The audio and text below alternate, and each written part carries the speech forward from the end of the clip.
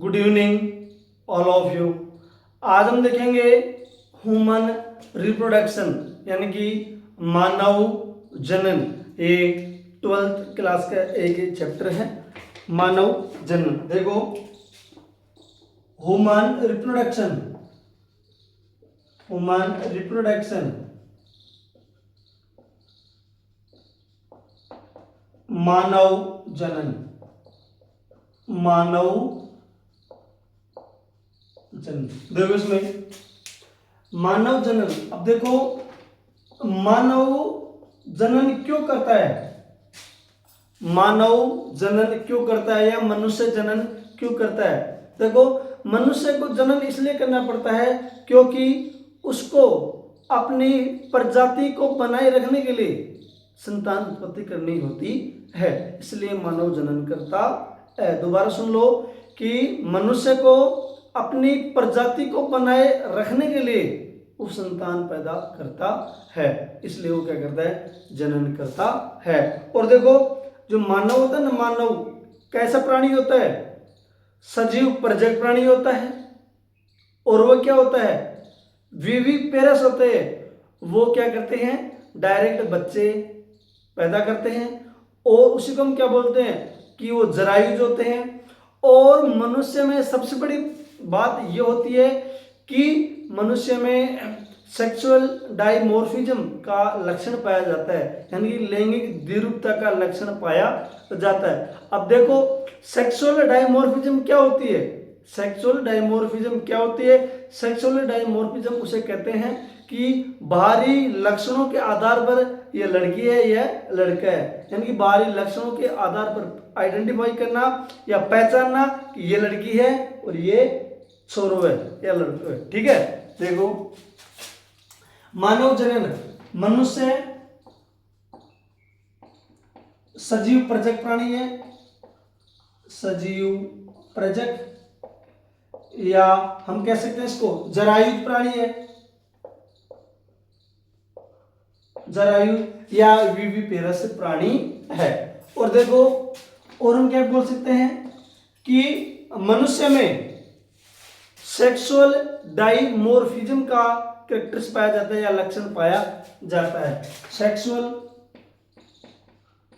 Dimorphism, dimorphism, dimorphism यानी कि लैंगिक द्विरूपता, लैंगिक द्विरूपता, लैंगिक द्विरूपता। अब देखो लैंगिक द्विरूपता का लक्षण पाया जाता है। अब देखो लैंगिक द्विरूपता क्या होती है, हम लिख सकते हैं कि बाहरी लक्षणों के आधार पर, बाहरी लक्षणों के आधार पर, बाहरी लक्षणों के आधार पर, लक्षणों के आधार पर, बाहरी लक्षणों के आधार पर मेल एवं फीमेल को आइडेंटिफाई करना या पहचानना। लक्षणों के आधार पर नर व मादा को पहचानना सेक्सुअल डाइमॉर्फिज्म कहलाता है। सेक्सुअल डाइमॉर्फिज्म लैंगिक द्विरूपता कहलाता है। अब देखो इतना समझ में आ गया कि मानव जनन, मानव जनन में क्या होता है, मनुष्य सजीव प्रजक प्राणी होता है, जरायुज होता है और इसको क्या बोलते हैं, विविपेरस, विविपेरस प्राणी होता है, विविपेरस, विविपेरस प्राणी होता है। देखो यार इसमें सेक्सुअल डाइमॉर्फिज्म पाया जाता है, लैंगिक द्विरूपता, बाहरी लक्षणों के आधार पर नर एवं मादा को पहचानना सेक्सुअल डाइमॉर्फिज्म कहलाता है। अब आगे देखो कि यह तो हो गया मनुष्य के बारे में। अब हम देखते हैं इसमें जनन, जो जनन करता है मनुष्य, उस जनन के क्या क्या पद होते हैं। अब देखते हो, देखो अब ये जनन होता है ना, जनन, जनन के पद में हम देखते हैं। देखो पहला पद कौन सा होता है, गेमेटोजेनेसिस, पहला पद कौन सा होगा? गेमेटोजेनेसिस। देखो पहला पद होता है जनन के पद, जनन के पद। पहला देखो गेमेटोजेनेसिस,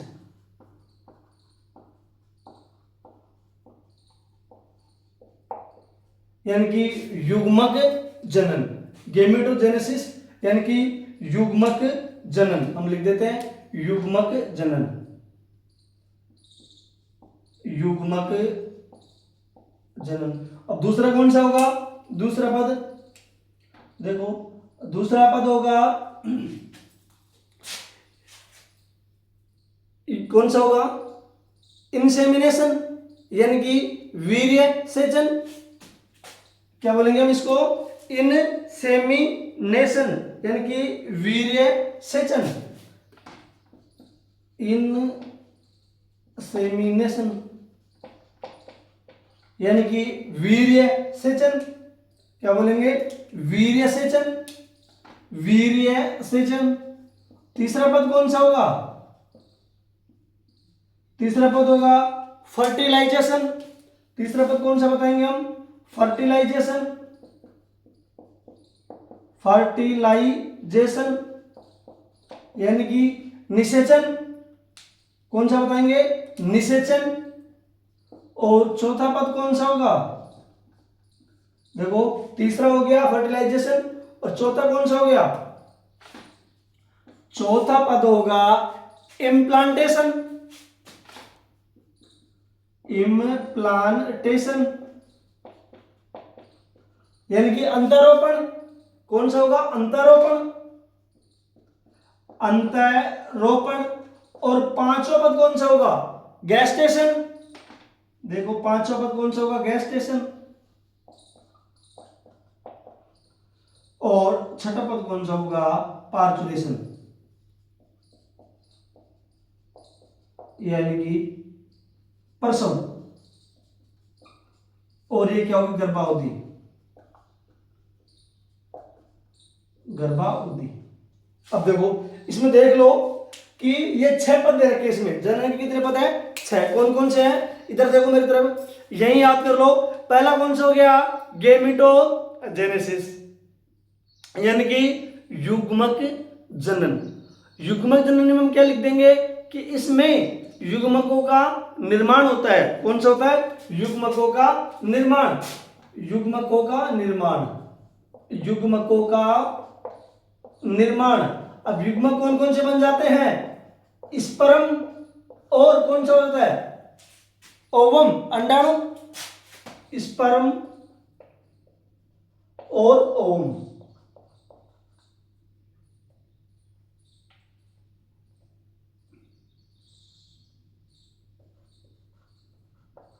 ठीक है।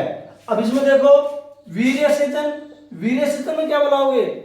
हम बताते हैं कि शुक्राणु का रूपांतरण कहां पे हो जाता है? वेजाइना में, वेजाइना में यानी कि योनि में। शुक्राणु का रूपांतरण,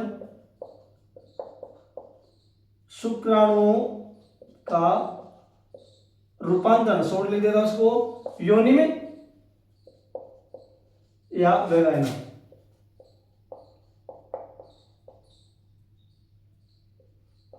ठीक है। अब तीसरा देखो फर्टिलाइजेशन। फर्टिलाइजेशन क्या बताओगे? फर्टिलाइजेशन में हम बताएंगे शुक्राणु एवं अंडाणु का मिलना या युग्मनज। क्या कहलाता है? फर्टिलाइजेशन। शुक्राणु एवं अंडाणु का युग्मक, शुक्राणु प्लस अंडाणु का मिलना क्या कहलाता है? युग्मनज या संलयन, युग्मनज या संलयन, युग्मनज या संलयन। और देखो इम्प्लांटेशन क्या बताओगे? ब्लास्टोसिस या कोरक पुटिका गर्भाशय की एंडोमेट्रियम पर जुड़ना। देखो इसमें क्या लिख देंगे हम? इम्प्लांटेशन में ब्लास्टोसिस्ट, ब्लास्टोसिस्ट, ब्लास्टोसिस्ट, ब्लास्टोसिस्ट का, ब्लास्टोसिस्ट है कोरक पुटिका, कोरक पुटिका, गर्भाशय की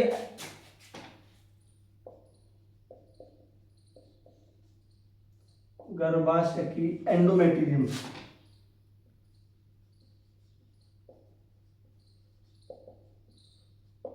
गर्भाशय की एंडोमेट्रियम से जुड़ना। आ रहा है बात समझ में? यानी कि इम्प्लांटेशन में क्या बताएंगे हम, ब्लास्टोसिस्ट या कोरक पुटिका यानी गर्भाशय की एंडोमेट्रियम से जुड़ना। और पांचवा क्या है, गेस्टेशन, 9 महीने की अवधि पूर्ण होना, 9 महीने की अवधि पूर्ण होना, 9 महीने की अवधि पूर्ण होना, 9 महीने की अवधि पूर्ण होना। और लास्ट में क्या बच गया, प्रसव यानी कि जन्म। इसमें क्या हो जाता है, बच्चे का जन्म। दोबारा सुन लो कि जनन के 6 पद हैं, कौन कौन से हैं।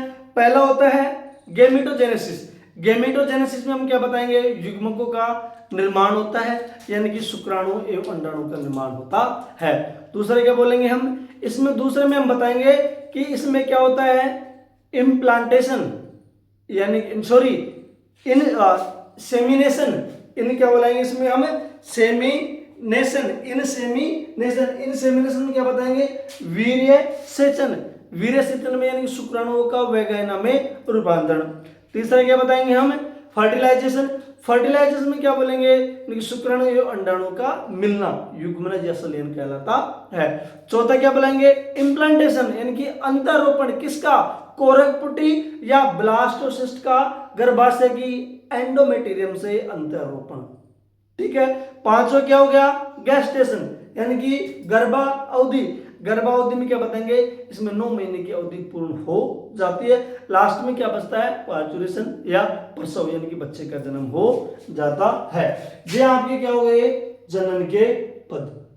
क्या हो गया इसमें, जनन के पद। और हम एक बात यहीं पे लिख सकते हैं कि यानी कि पुरुषों में 50 वर्ष की आयु पूर्ण करने के बाद भी शुक्राणुओं का बनना क्या रहता है, जारी रहता है। लेकिन 50 वर्ष की अवधि के पश्चात महिलाओं में अंडाणु का बनना लगभग क्या हो जाता है, समाप्त हो जाता है। यह आपकी एनसीईआरटी की लाइन है फर्स्ट पेज पे। अब आगे देखो, इतना समझ में आ गया। अब हम पढ़ते हैं क्या, मेल रिप्रोडक्शन, मेल रिप्रोडक्शन। अब क्या देखेंगे हम, मेल रिप्रोडक्शन। देखो हम क्या देखते हैं, मेल रिप्रोडक्शन।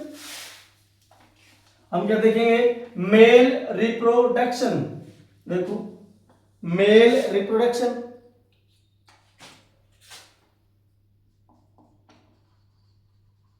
मेल रिप्रोडक्शन,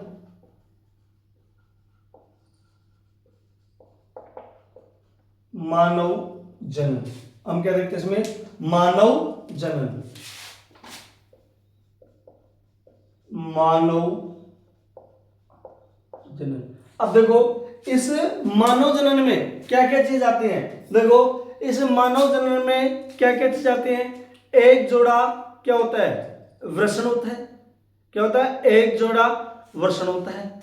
और क्या होता है इसमें, सहायक नलिकाएं होती हैं। और क्या होता है इसमें, सहायक ग्रंथियां होती है। और क्या पाया जाता है, बहिर्जननांग पाया जाता है। मेरा कहने का अर्थ ये हो गया कि मेल रिप्रोडक्टिव सिस्टम पढ़ेंगे ना, यानी कि मानव जनन पढ़ेंगे, उससे पहले हमारे दिमाग में एक पिक्चर बन जानी चाहिए कि हमको क्या क्या पढ़ना है, हमको क्या क्या पढ़ना है। देखो मेल रिप्रोडक्टिव सिस्टम में पहले हम एक, देखो हमको पढ़ना क्या है, एक यानी कि वृषण, एक जोड़ा वृषण, समझ में आ रहा है ना। और आगे देखो सहायक असोसरी ग्लैंड्स या सहायक नलिकाएं, यानी कि एसोसरी डक्ट्स,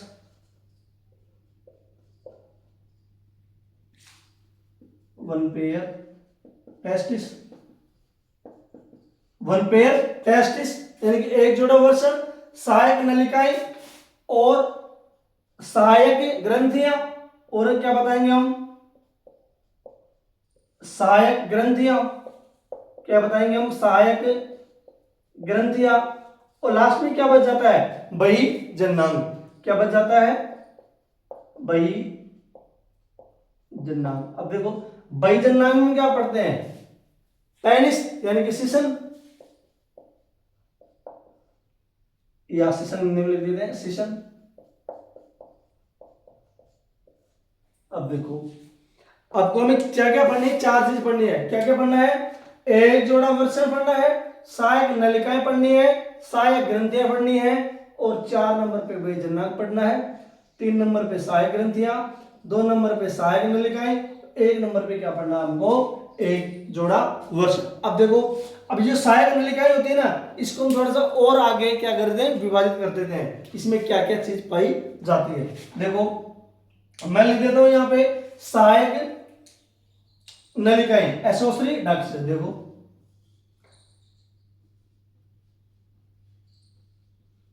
एसोसरी डक्ट्स। अब देखो इनमें क्या क्या पाया जाता है, एसोसरी डक्ट्स में क्या पाया जाता है, क्या पाए जाते हैं, वृषण जालिकाएं पाई जाती है, यानी कि रेटे टेस्टिस पाई जाती है, रेटे टेस्टिस, रेटे टेस्टिस यानी कि वृषण जालिकाएं, वृषण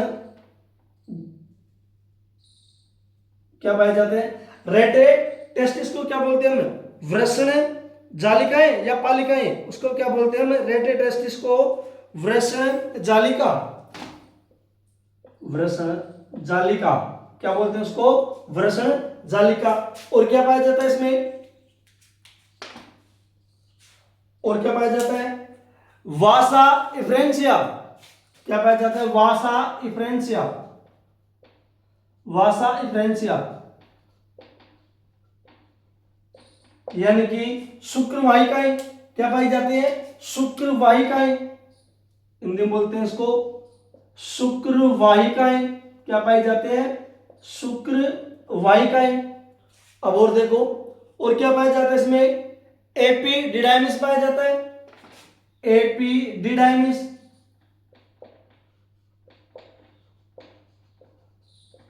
एपीडिडाइमिस, एपीडिडाइमिस को क्या बोलते हैं, अधिवृषण, एपीडिडाइमिस को क्या बोलेंगे हम, अधिवृषण, अधिवृषण। और लास्ट में हमको क्या मिलता है, हमें मिलता है वासा इफ्रेंसिया, क्या मिलता है, वासा इफ्रेंसिया, वासा डिफरेंशिया, सॉरी इफ्रेंसिया तो ये है शुक्रवाहिका, डिफरेंशिया यानी कि वासा डिफरेंशिया को हम क्या बोलेंगे, वासा डिफरेंशिया को हम क्या बोलते हैं, यानी कि शुक्र वाहक, इसको क्या बोलेंगे, शुक्र वाहक, इसको बोलेंगे शुक्र वाहक। ये देखो ये चीज तो क्या पाई होगी, सहायक नलिकाओं में क्या क्या पाया जाता है, सहायक नलिकाओं में रेटे टेस्टिस वृषण जालिकाएं पाई जाती हैं, वासा डिफरेंशिया शुक्रवाहिकाएं पाई जाती हैं, एपिडिडाइमिस अधिवृषण पाया जाता है, और वासा डिफरेंशिया यानी कि शुक्रवाहक पाया जाता है। अब क्या बच गया हमारे पास, सहायक ग्रंथियां, इसमें और देख लेते हम, सहायक ग्रंथियां, सहायक ग्रंथियां। अब देखो इस सहायक ग्रंथियों में क्या क्या मिलता है, सबसे पहले हमको मिलता है क्या, शुक्राशय, क्या मिलता है, शुक्राशय, क्या मिलता है, शुक्राशय। उसके बाद क्या मिलता है, प्रोस्टेट, प्रोस्टेट।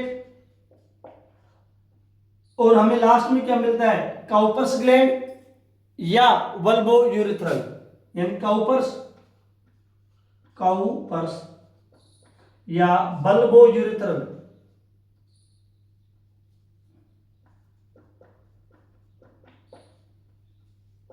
Bulbo urethral. अब देखो शुक्राशय की संख्या कितनी होती है, शुक्राशय की संख्या होती है 2, शुक्राशय की संख्या कितनी होती है 2, और प्रोस्टेट की संख्या होती है 1, और काउपर्स ग्लैंड की संख्या होती है 2।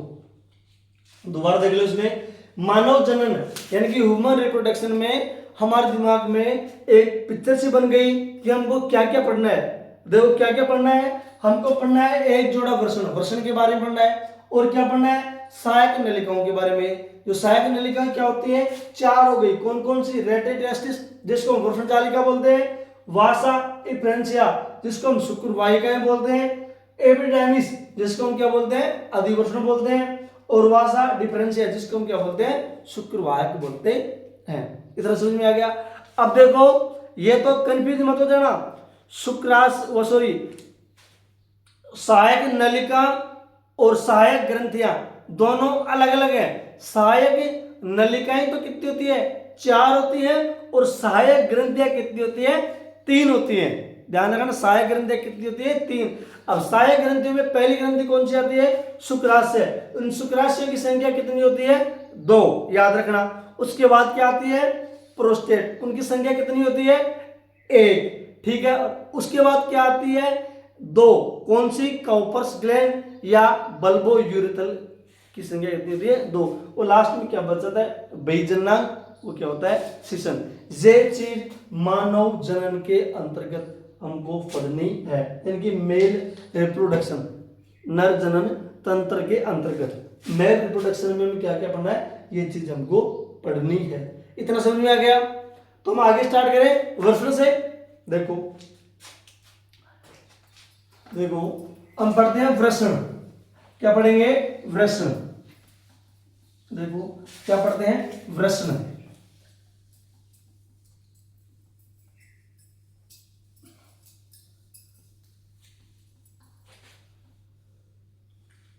देखो वृषण, टेस्टिस, देखो टेस्टिस, वृषण। सबसे पहले तो देखते हैं हम टेस्टिस या वृषण। जो ये वृषण शरीर के बाहर उदर गुहा में एक थैली के अंदर लटके रहते हैं, यानी कि शरीर के बाहर उदर गुहा में एक थैली के अंदर लटके रहते हैं। उस थैली को हम क्या बोलते हैं, वृषण कोश या स्क्रोटम बोलते हैं। हम लिख सकते हैं कि शरीर के बाहर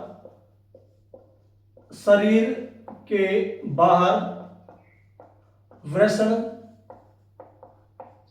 एक थैली नुमा संरचना में, एक थैली नुमा संरचना में लटके रहते हैं, संरचना में लटके रहते हैं, लटके रहते हैं। उसे वृषण कोश या स्क्रोटम कहते हैं, या स्क्रोटम।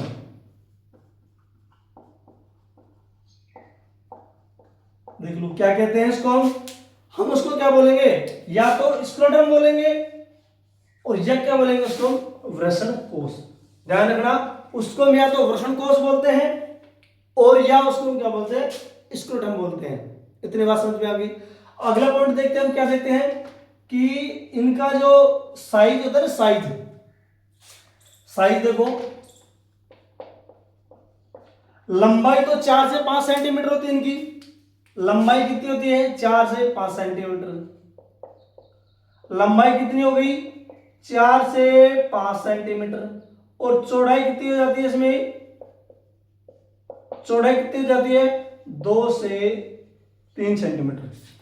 लंबाई कितनी हो जाती है, 4 से 5 सेंटीमीटर, एवं चौड़ाई कितनी हो जाती है, 2 से 3 सेंटीमीटर इनकी क्या होती है, चौड़ाई होती है। और देखो शुक्र जनन के लिए इनका ताप 2 से 2.5 सेंटीग्रेड कम होता है। क्यों, शुक्राणु को निर्माण करने के लिए या शुक्र जनन के लिए। देखो शुक्र जनन के लिए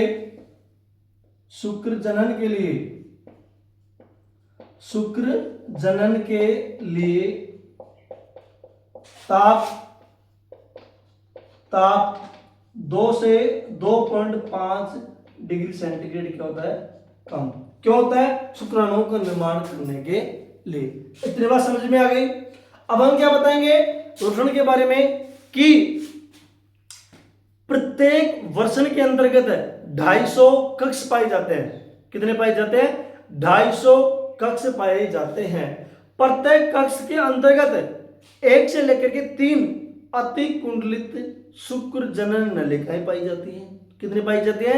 1 से लेकर के 3 अति कुंडलित शुक्र जनन नलिकाएं पाई जाती हैं। इन शुक्र जनन नलिकाओं के अंतर्गत क्या बताओगे? इन शुक्र जनन नलिकाओं के अंतर्गत 2 क्या पाई जाती है? कोशिकाएं पाई जाती हैं। उन कोशिकाओं को, पहली कोशिका को हम क्या बोलते हैं? शुक्राणुजन या मेल जर्म सेल्स, या हम उसको क्या बोलते हैं?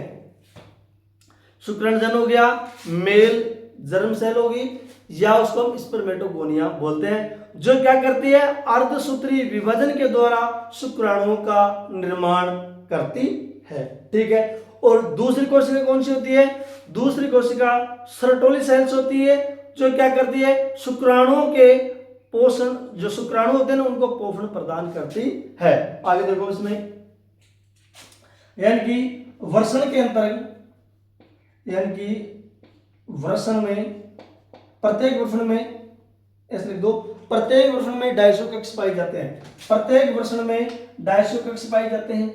प्रत्येक वर्षण में, प्रत्येक वर्षण में, प्रत्येक वर्षण में 250 कक्ष क्या होते हैं? प्रत्येक वर्षण में 250 कक्ष, आरी बात समझो, 250 कक्ष पाए जाते हैं। अब देखो, अब प्रत्येक कक्ष में हम लिख सकते हैं कि प्रत्येक कक्ष में, प्रत्येक कक्ष में 1 से लेकर के 3 अति कुंडलित शुक्रजन नलिका पाए जाते हैं। 1 से लेकर के 3 अति कुंडलित, अति कुंडलित, अति कुंडलित शुक्र जनन नलिकाएं पाई जाती हैं। अति कुंडलित शुक्र जनन नलिकाएं पाई जाती हैं। शुक्र जनन नलिकाएं 1 से लेकर के 3 अति कुंडलित शुक्र जनन नलिकाएं पाई जाती हैं। अब देखो, प्रत्येक 1 से लेकर के 3 अति कुंडलित शुक्र जनन नलिकाएं पाई जाती हैं। प्रत्येक शुक्र जनन नलिका के अंतर्गत क्या पाई जाती है? 2 कोशिकाएं पाई जाती हैं। देखो, प्रत्येक शुक्रजन नलिका पाई जाती है। प्रत्येक नलिका के अंतर्गत, प्रत्येक नलिका में 2 कोशिकाएं पाई जाती हैं। 2 कोशिकाएं पाई जाती हैं।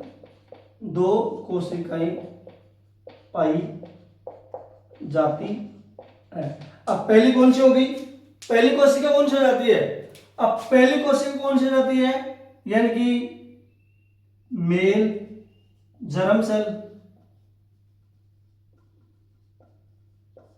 या शुक्राणुजन, शुक्राणुजन या स्पर्मेटोगोनिया।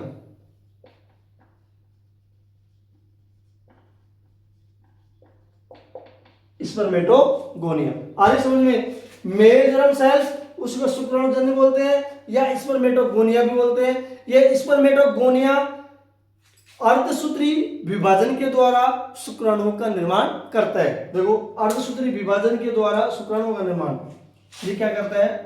अर्धसूत्री विभाजन के द्वारा,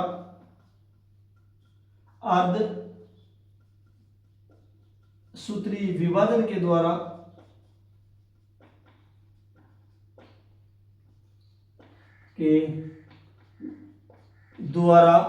अर्धसूत्री विभाजन के द्वारा शुक्राणुओं का निर्माण।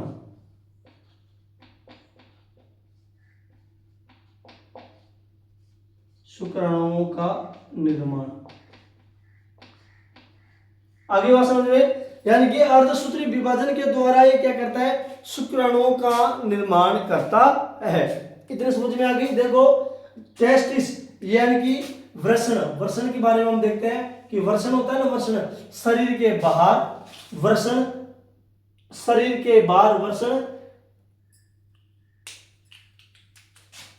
यहां लिखना शरीर के बाहर उदर गुहा में, यानी शरीर के बाहर वृषण उदर गुहा के नीचे ये एक थैलीनुमा संरचना में लटके रहते हैं, उसको हम क्या बोलते हैं, वृषण कोश या स्क्रोटम बोलते हैं। इसकी साइज कितनी होती है, लंबाई में 4 से 5 सेंटीमीटर होते हैं एवं चौड़ाई में 2 से 3 सेंटीमीटर होते हैं, ठीक है। और शुक्र जनन के लिए इनमें 2 से 2.5 सेंटीमीटर ताप क्या होता है, कम होता है। यानी कि मनुष्य का जैसे 37 डिग्री सेंटीग्रेड तापमान होता है ना, तो इनका कितना होगा, 34 डिग्री, लगभग 34 डिग्री सेंटीग्रेड तापमान रखते हैं। और प्रत्येक वृषण में 250 कक्ष पाए जाते हैं। उन 250 कक्षों में से प्रत्येक कक्ष के अंतर्गत 1 से लेकर के 3 अतिकुंडलित शुक्र नलिकाएं पाई जाती हैं, ठीक है ना। अब प्रत्येक नलिका के अंतर्गत 2 सेल्स पाई जाती हैं। क्या पाई जाती है, 2 सेल्स पाई जाती हैं। अब ये 2 सेल्स क्या होती है, पहली होती है मेल जर्म सेल्स, स्पर्मेटोगोनिया या शुक्राणु जन। ये क्या करती है, अर्धसूत्री विभाजन के द्वारा शुक्राणुओं का निर्माण करती है। जबकि देखो दूसरी कोशिका कौन सी होगी, सर्टोली कोशिका होगी। वो सर्टोली कोशिका क्या करती है, जो शुक्राणु बनते हैं शुक्राणु, इन शुक्राणुओं को पोषण प्रदान करती है। आगे देखते हैं हम, देखो आगे देख लो, दूसरी कोशिका कौन सी होगी, सर्टोली सेल्स। दूसरी कोशिका कौन सी हो जाएगी, सर्टोली सेल्स। सर्टोली सेल्स, देखो दूसरी कोशिका सर्टोली सेल्स, दूसरे क्या लिखेंगे, सर्टोली सेल्स। Sertoli cells. अब ये सर्टोली सेल्स क्या करती है, शुक्राणुओं को पोषण प्रदान करती है, यानी कि स्पर्म को पोषण प्रदान करती है, स्पर्म को पोषण प्रदान करती है। यानी कि सर्टोली सेल्स क्या करती है, स्पर्म को पोषण प्रदान करती है। पहली क्या करती है, पहली क्या करती है, शुक्राणुओं का निर्माण करती थी, और ये सर्टोली सेल्स क्या करते हैं, स्पर्म को पोषण प्रदान करती है। 1 मिनट पानी पी लेते हैं।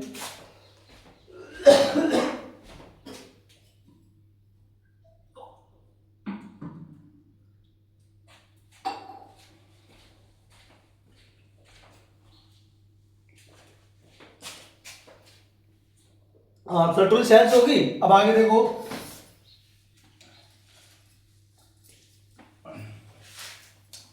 अब देखो, अभी जो सर्टोली सेल्स होते हैं, सर्टोली सेल्स ये यानी कि कहां पाई जाती है, 1 से लेकर के 3 अतिकुंडलित शुक्र नलिकाएं पाई जाती है। अब प्रत्येक शुक्र नलिका में 2 कोशिकाएं पाई जाती है, ठीक है ना। अब जो अतिकुंडलित शुक्र नलिकाएं होती है ना, इनके बाहर क्या पाया जाता है, इनके बाहर अंतराली अवकाश पाया जाता है। इनके बाहर क्या पाया जाता है, अंतराली अवकाश। देखो सेल बाहर क्या पाया जाता है,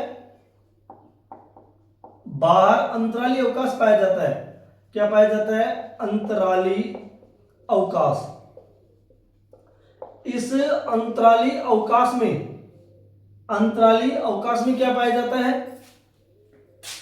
लीडिंग सेल्स पाई जाती है। इस अंतराली अवकाश में क्या पाया जाता है, लीडिंग सेल्स पाई जाती है, ये लीडिंग सेल्स। अब ये जो लीडिंग सेल्स होती है, ये क्या करती है, एंड्रोजन हार्मोन या टेस्टोस्टेरोन हार्मोन का क्या करती है, उत्पादन करती है। यानी कि एंड्रोजन या टेस्टोस्टेरोन हार्मोन्स का उत्पादन करती है। टेस्टोस्टेरोन हार्मोन्स का उत्पादन करती है। एवं जो अंतराली अवकाश होता है, इसके साथ ही इसमें क्या पाई जाती है, इसमें कुछ प्रतिरक्षात्मक सेल्स भी पाई जाती है। क्या करती है, प्रतिरक्षात्मक सेल्स भी पाई जाती है। प्रतिरक्षात्मक सेल्स पाई जाती है। इतना समझ में आ गया। अदो बाहर अंतराली अवकाश में लीडिंग सेल्स क्या करता है, एंड्रोजन टेस्टोस्टेरोन हार्मोन का उत्पादन करता है। और बाहर और क्या पाया जाता है, प्रतिरक्षात्मक सेल्स भी पाई जाती है। अब देखो जो ये चीज है ना, इस चीज को मैं एक डायग्राम के माध्यम से देखते हैं, वो आपके एनसीईआरटी कहीं भी नहीं। देखो एक डायग्राम के माध्यम से देखते हैं।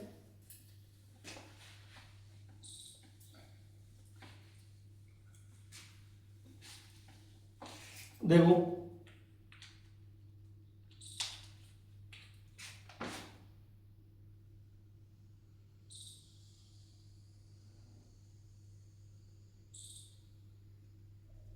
ये क्या होगी, पालिका। क्या हो गई, पालिका। अब देखो, अब इस पालिका के अंतर्गत 1 से लेकर के 3 अतिकोणीय सुकृत नलिकाएं हम बढ़ा देते हैं। 1 से लेकर के 3 अतिकोणीय सुकृत नलिकाएं, 1 2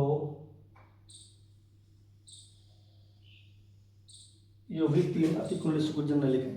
अब देखो, अब प्रत्येक सुकृत नलिका के अंतर्गत क्या पाई जाती है, 2 सेल्स पाई जाती हैं। अब देखो ये 2 सेल्स बना देते हैं, एक बड़ी और एक छोटी, समझने में आसानी रहेगी हमें,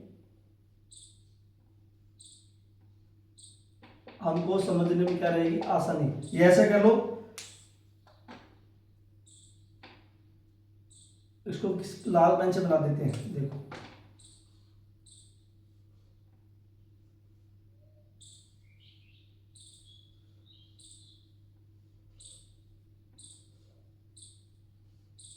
देखो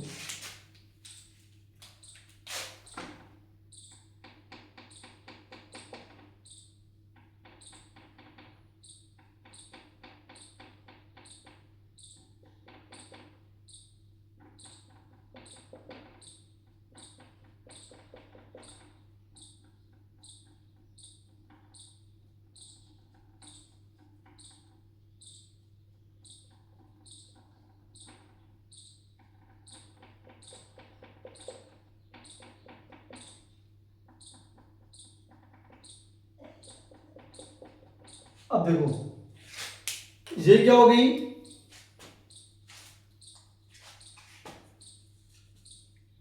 शुक्रजन नलिका, शुक्रजन नलिका, शुक्रजन नलिका, ये क्या होगी, शुक्रजन नलिका। ठीक है, और एक को क्या बोलेंगे हम, जो रेड वाली को हम क्या बोलेंगे, रेड वाले को हम क्या बोल देते हैं, मेल जर्म सेल या मेल जर्म सेल्स। और जो दूसरी होती है बड़ी वाली, इसको हम क्या बोल सकते हैं, सर्टोली सेल्स।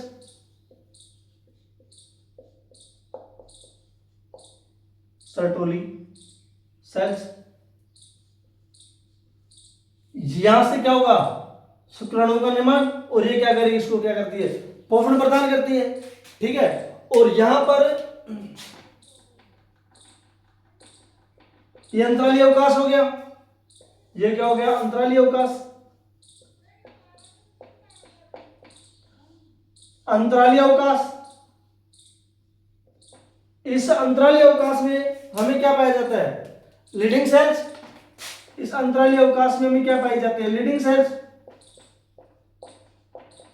Leading sales. और ये लीडिंग सेल्स क्या करती है, एंड्रोजन या टेस्टोस्टेरोन हार्मोन का उत्पादन करती है। एंड्रोजन, एंड्रोजन या टेस्टोस्टेरोन,